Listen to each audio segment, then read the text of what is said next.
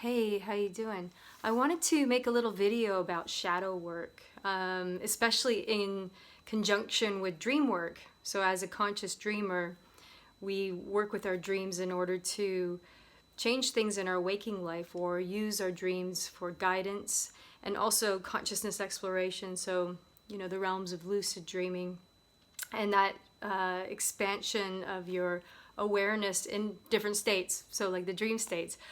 But shadow work can also come into play as well with dream work. So this is doing shadow work within the dream state and sometimes within the lucid dream, which can be very powerful and transformative when you are lucid and aware and present in the dream and working with your shadow face to face.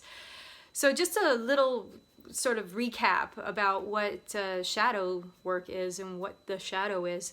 It's a term that was coined by Carl Jung, a psychoanalyst, and he was a peer of Sigmund Freud. And he coined this term in a way to describe the wounded aspect of ourselves. So it's the aspect of ourselves or the behaviors that we hold that we're not so proud of sometimes, and we throw them in the closet and hide them away, sweep them under the rug, hide them away. It's our deepest wounds as well. Sometimes it's our trauma. So it's basically those things that get locked away and suppressed and squished down. So you can say it's our dark side or the skeletons in our closet. And what happens in life, obviously we all avoid looking at that side of ourselves. I know that I do, certain things that I do. I'm just like, damn, why did I do that? Or why am I getting emotionally triggered by that? And, so there's things that you can feel a little bit irked by or not proud of. But there's ways in which you can consciously work on that side of yourself, the shadow side of yourself. It is a path of healing, so don't get me wrong, it's not exactly easy. It's not a walk in the park, so to speak, but it's very enlightening. It's very much like working with your nightmares where they can be your biggest teachers. Well, your shadow can be your biggest teachers, and you can really transcend a lot through the work of shadow work. So working with your shadow consciously in the dream state, it helps a lot when you have a friend, like a buddy, a shadow buddy who's there to support you. And obviously if you have a lot of really dark stuff in your shadow sector, like trauma and post-traumatic stress, and possibly working with a therapist would be the most beneficial, working alongside, not going at it alone. But some of us do go at it alone, so just feel into it. But we all have different needs, and some of us do need to have professional therapy alongside this.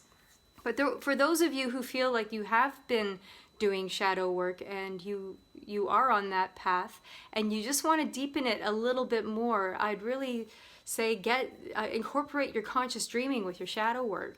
So in ways in which you can do that, so let's just say that you've been working on a shadow aspect of yourself that you really struggle with. Perhaps it was trauma when you were a kid, maybe your parents split up.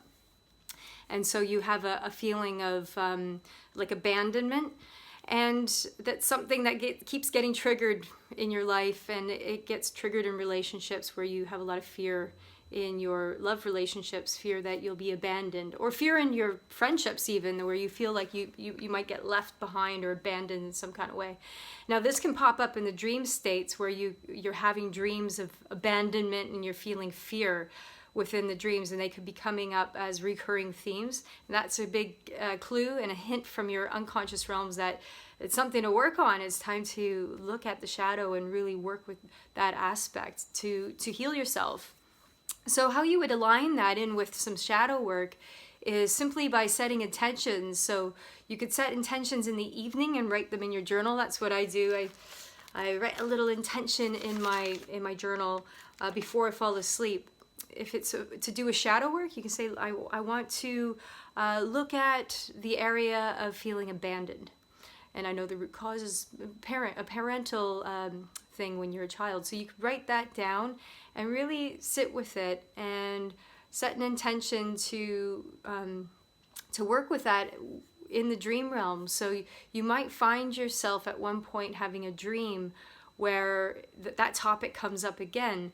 Now, sometimes you might be able to go lucid within the dream, especially if you're doing reality checks during the day and a lot of conscious behavior around lucid dreaming, so meditation. And if you go lucid in such a dream, you can really like look at your shadow head on. So perhaps it's certain dream characters in your dream that have triggered you and made you feel abandoned. You can be conscious and aware within the dream and say, I'm released from this, or you hug the dream character that represents the abandonment, and you integrate that in some kind of way. Sometimes it can be very powerful where we receive some statements from the dream characters that help heal us in some kind of way or bring us insight. So it gets really interesting. It's like you're using the lucid dream as almost like a virtual reality in order to really unpack and heal your trauma. So that's if you go lucid. But if you don't go lucid, it's just a normal dream where you're just, not completely lucid, but you're observing. You can still get so much out of it. Now, you might wake up from such a dream with intense emotions, like maybe it's brought up all the abandonment issues again. But it's a chance to really sit with the emotions and to release them and transcend them and to integrate them. And so ways in which you could do that upon awakening from such a shadow style dream is to just surrender to the emotions. And that doesn't mean that you're going to completely explode. It's just an observational state where you allow them to reach full capacity, energetic capacity. So if it's sadness, you just let yourself cry and let it dissipate. The thing is, when we start resisting our emotions, that's when the pain comes in. So when we, wake up from a really emotional dream where we feel like crying our eyes out and we resist it and we just try to roll over and forget it, that's when it feels the most painful. But try really surrendering to the emotion in order to let it physically dissipate from you, but also integrate into your experience. It's really healing. So those are just a few ways in which you can do some shadow work alongside your dream work, and it gets really powerful. So I'd love to hear if you've done this, if you've worked with your shadow work in lucid dreaming or in your conscious dreaming practice with dream work. Just leave a comment below. I would love to hear your experiences. And until then, happy dreaming.